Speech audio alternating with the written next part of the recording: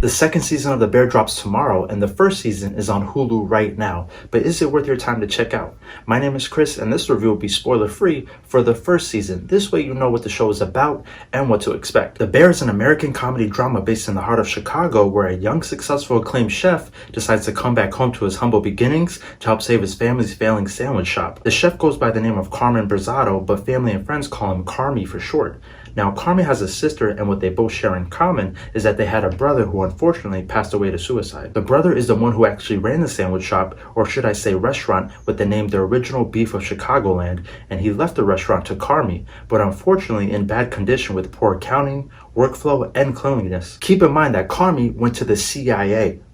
Not the CIA, but the Culinary Institute of America, where there you can learn everything that it takes to be a 5-star chef in a well-run kitchen. But now Carmy feels like he owes it to his brother to help save this restaurant and turn things around. Since he comes from a professional background, he immediately on day one implements strict processes and procedures to transform the sandwich shop into a high-efficient 5-star restaurant. He ends up getting a lot of help from a new employee who also went to culinary school, and her name is Sydney. They both lead the team of employees, but the learning curve is difficult for each team member. You have one team member who has a problem with authority, another who is learning at his own pace, and then one that refuses to adapt to new ways, causing nothing but headaches for everyone. This guy who refuses to adapt to the new ways goes by Richard, or Richie, who is cousins with the main character Carmy. I mean, every other scene they keep referring to each other as cousin, but I don't even think they are cousins. I believe there was one scene where Richie said that he was best friends with his brother, the one that passed away.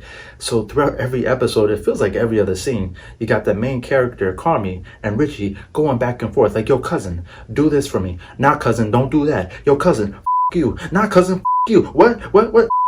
I run a tight ship and I get back to my cohorts and my associates in a timely fashion. All right, do me a favor, just name a cohort. Name Name an associate. Just one fucking person. I dare you. Timothy, but I'm not fucking. Give me a hand. It's not gonna fit. That's not gonna fit, cousin. Yes, it will. Cousin, it's not Give gonna me a fit. hand. Christ. Can you just help me out? It's not gonna gonna fit. It's It's gonna not fit. fucking fit. Come on. What's with this shit? What's Look at this fucking guy, cousin. Yeah. Yeah, bring your shit. Bring your shit, you fucking baby. You fucking baby. Fucking baby. I mean, they're just fighting all the time. It is insane. In all seriousness, I can see why this new series might be a hit or miss for some viewers, because the screenwriting is very aggressive with constant yelling and vulgar language being used. I never realized how high stress working in a restaurant was until I watched this show. My first job was a dishwasher at Panera Bread back in my teen years, so I did appreciate the collaborative effort, including some of the communication being used, such as yelling out the words behind or corner when passing by someone. Corner. Oh. You didn't say corner. You didn't say corner. Fuck you, Richie. You don't need to curse at me Fuck like a maniac. You didn't say corner. Fucking maniac. It's your bullshit that fucked us today. But at Panera, I do remember the communication being used there. They would always scream out hot bread or hot soup, and we had this revolving door from the front to the back. So you can imagine if you don't communicate, it's nothing but you. And although we never referred to each other as chef back in Panera, I do remember recalling seeing that on some of these competitive cooking shows on TV. They refer to each other as chef as a sign of respect. So in this show, I mean, I'm telling you, you hear nothing but, yo cousin, yes chef, yo cousin, no chef.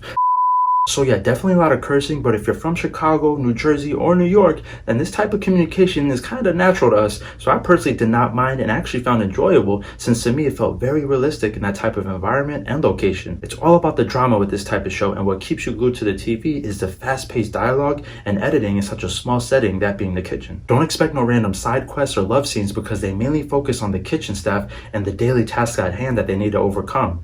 This show is all about food, because they literally eat, drink, and sleep food all day, every day. And what's also interesting is the business side of things, with how to run a successful restaurant and how some establishments struggle financially week to week just to survive. If you love the details like me, then I think you'll also love how they do a lot of close-up edits of the food and kitchen appliances. Plus, episode 7 was probably the most intense episode, where they did a scene that was filmed for about 20 minutes straight in only one shot sequence. There was also an impressive 7-minute monologue from the main actor, Jeremy Allen White, in the final episode that was very vulnerable in general. Throughout the show, they also had a few weird dream sequences that reminded me of how they did scenes in The Sopranos, but I know that's a long shot comparing the two. A last quick shout out to the showrunner, who is the creator, writer, and director for most of the episodes, that being Christopher Storer. Listen, I can't help it if the majority of talented people go by the name of Christopher. I mean, it is what it is. Don't blame me. I'm sorry. This show got me cursing like a mother. The story he created is also set in modern present day after the pandemic, since they mentioned COVID, which I found interesting. It took me a few episodes to understand the meaning and metaphors for the title, as in the bear, but I'm assuming the bear is all in regards to the main character himself and the restaurant as a whole. His nickname is Bear since his last name is Berzatto, and the metaphors could be for problem solving, unpredictable outcomes, and as you watch each episode, it's obvious the restaurant sucks up all their time, money, and emotions on a day-to-day basis, yet somehow they still love each other and what they do. The first season has 8 episodes that run about a half hour each, but they feel longer due to the fast pace and high energy. There are nice moments of downtime for real conversations, plus the show takes those moments to focus on each character's struggles and achievements. Here are my 5 favorite characters from The Bear, with that number 5 at Ibrahim. This guy is low-key funny, as in not even trying to be funny, and just a genuine person. At 4 I have Richie, because although he could be a complete, unstable asshole, I have to admit I love the energy that this actor brought to each episode. At 3 I have Marcus, because he's kind of the opposite, as in he's super chill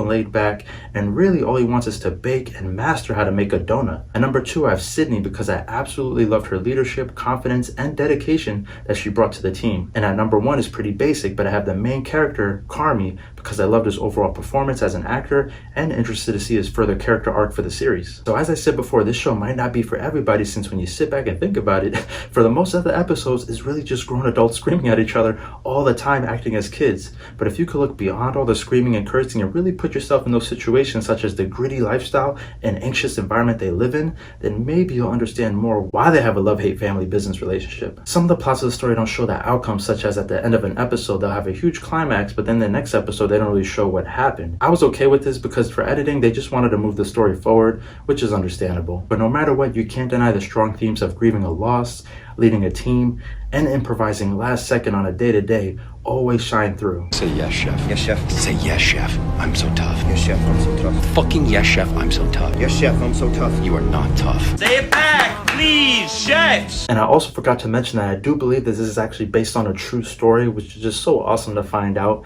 And trust me, as you watch episode to episode, you will most definitely get hungry. But don't look at me to cook you something. This is just clothing, right? But if you enjoyed this show, let me know your thoughts down in the comments, and let me know if you're also looking forward to checking out season 2. I hope this review helped. If you enjoyed it, click that like button, and if you're new here, consider subscribing. This way you can stay updated with more fun reviews uploaded weekly. And as always, thank you so much for watching. I will see you all on the next one. Peace out, mother.